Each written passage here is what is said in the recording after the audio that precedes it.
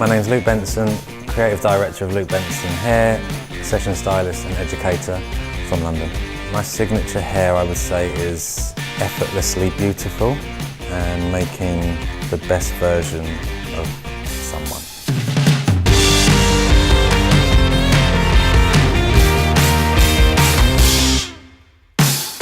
I guess the first time I used GHD was probably on one of my first days as an assistant back at Clipso. I think GHD hadn't launched that long before I started hairdressing.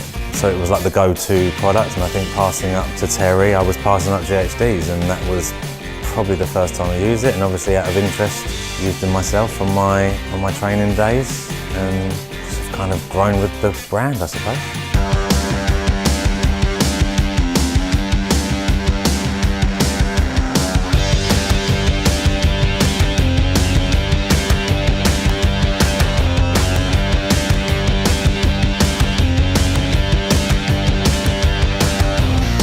I think if I had to go back to the young apprentice Luke and tell myself something, if I'm honest, I don't know if I would change anything or give myself any advice. I feel like I've had amazing mentors. I feel like I've worked really hard myself and kind of made my own luck and been lucky at times.